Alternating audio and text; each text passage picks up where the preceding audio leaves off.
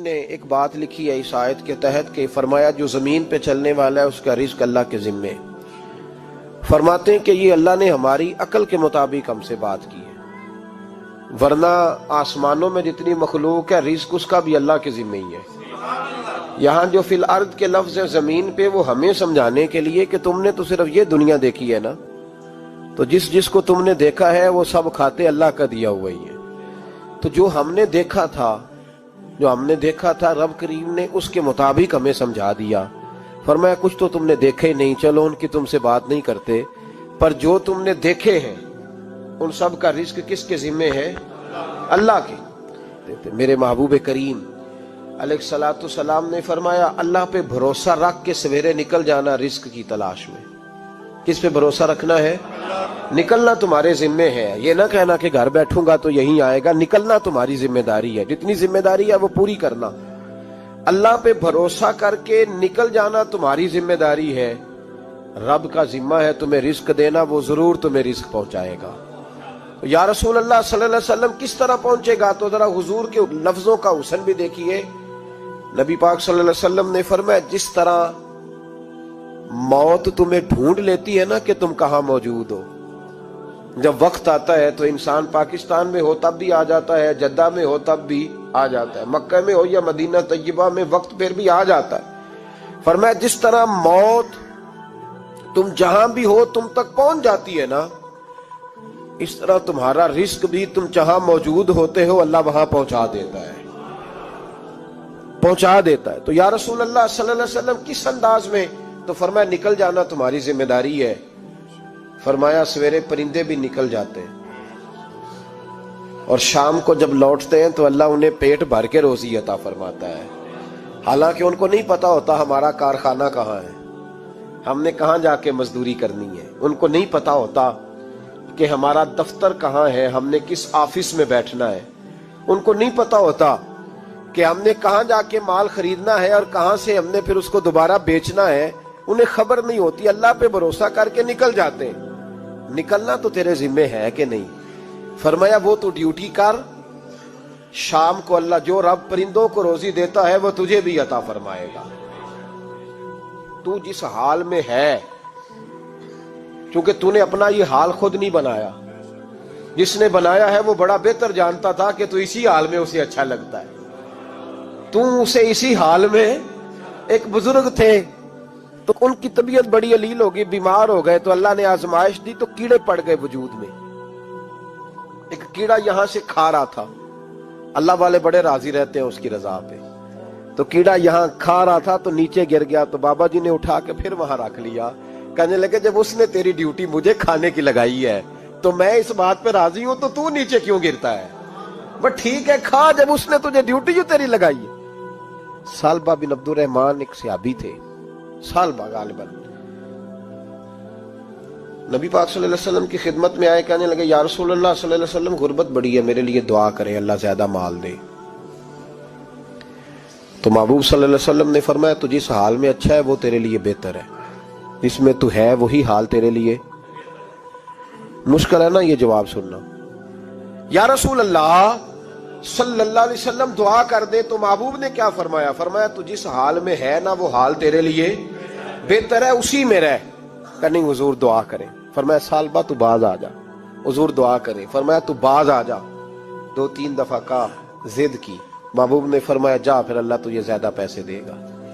چند بکریاں خریدی، اتنی برکت ہوئی کہ بکریوں کے ریوڑ بن گئے. پھر کچھ بکریاں بیچ کے گائے خرید لی، ان کے بھی ریوڑ ہو گئے. پھر کچھ اونٹنیاں لے لی، ریوڑ ہی ریوڑ. پہلے 5 وقت مسجد میں آتے تھے، اب فجر اور عشاء رہ گئی. پھر مال زیادہ ہوا تو مدینے شہر میں کوئی جگہ ہی نہیں، مدینے سے باہر حویلی خریدی. پھر جمعہ ہی رہ گیا، جمعے کے جمعے آتے. زکوٰۃ کا حکم آیا. میرے نبی کریم علیہ السلام نے حضرت ابو ہریرہ کو بھیجا. فرمایا جا اسے کہہ تیری زکوٰۃ بنتی ہے 2.5%. تو سالبہ کے پاس حضور نے پیغام بھیجا. پہلے تو کہا تیرے لیے بہتر نہیں مال. جب اصرار کیا تو بڑی برکت ہو گئی، بڑا آیا تو فرمایا زکوٰۃ دے. 2.5% زکوٰۃ ہے. جب سوچا کہ 5 اونٹوں پہ ایک بکری جائے گی اور بڑا سارا مجھے دینا پڑے گا. اب جب غور کیا تو یہ تو نہ کہا کہ میں نہیں دیتا، حضرت ابو ہریرہ سے کہنے لگے نبی کریم علیہ السلام کی خدمت میں عرض کرنا کہ میں خود آؤں گا۔ حضرت ابو ہریرہ نے آ کے عرض کی یا رسول اللہ صلی اللہ تعالی علیہ وسلم، حضور وہ کہتے تھے میں خود آؤں گا۔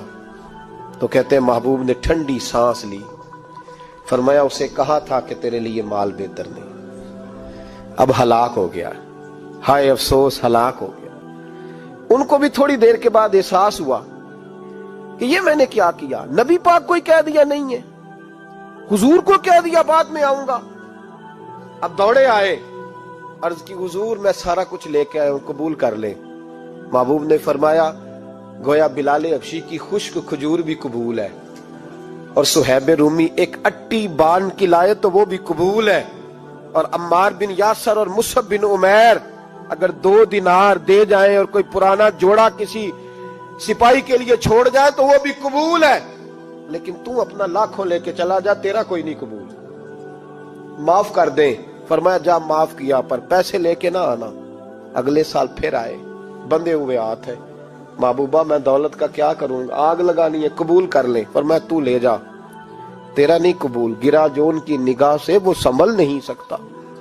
حضور نے وصال ظاہری کیا تو جناب صدیق اکبر کے پاس آئے، لاکھوں کا مال، ابو بکر قبول کر لو۔ تو جناب صدیق اکبر کہنے لگے اس کا کر لوں جس کا نبی نے نہیں کیا، چل جا کوئی نہیں چاہیے۔ حضرت عمر کے زمانے میں قحط پڑ گیا، بارشیں نہیں ہوتی، غلہ نہیں ملتا، حالات خراب ہے، مالی طور پہ بحران آ گیا، غربتیں، مجبوریاں، تکلیفیں، آ کے روئے عمر میرا قبول کر لو، مجھے معافی تو مل گئی تھی نا۔ فرمایا معافی اپنی جگہ پہ، پر جس کا مصطفیٰ نے قبول نہیں کیا۔